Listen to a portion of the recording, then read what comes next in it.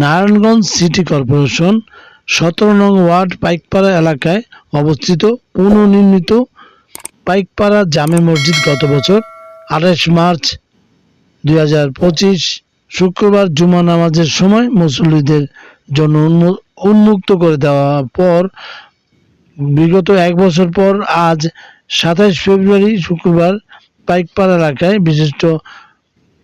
বিশিষ্টজনদের সাথে নিয়ে কুশল বিনিময় ও দোয়া চেয়ে মসজিদ পরিদর্শন করলেন ফকির অ্যাপারেলস লিমিটেডের ব্যবস্থাপনা পরিচালক ফকির মনিরুজ্জামান সিআইপি।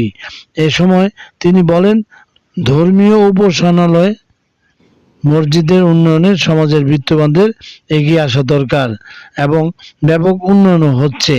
মসজিদ উন্নয়ন হলে আল্লাহ খুশি হন, তাই বিভেদ ভুলে আল্লাহর ঘর মসজিদ উন্নয়নে সবাই এগিয়ে আসি। Shakir Ahmed Bappi, M news BD, 17 নং ওয়ার্ড, নাসিক।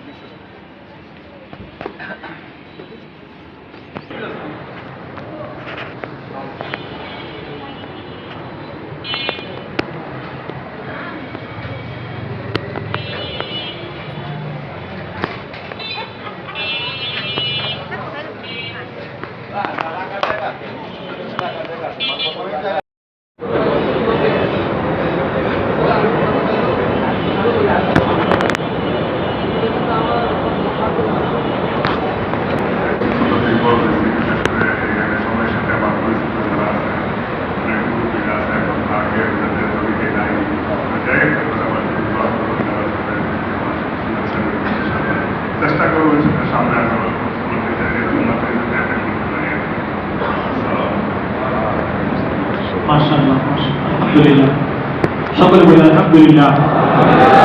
আমরাও চাই তিনি মাঝে মাঝে আসবেন, আমাদের সাথে নামাজ আদায় করবেন। কি বলেন, আমরা চাই কি চাই না?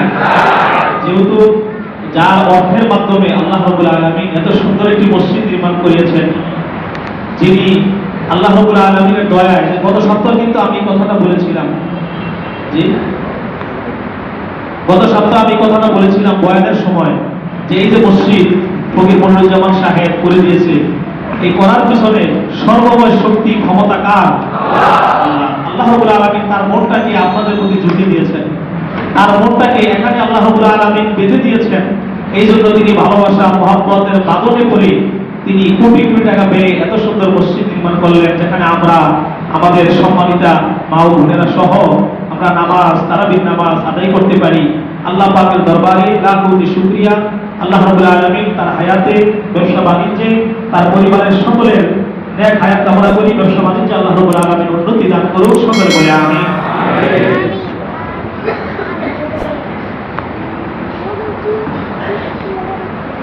সম্মানিত মুসলিম গ্রাম,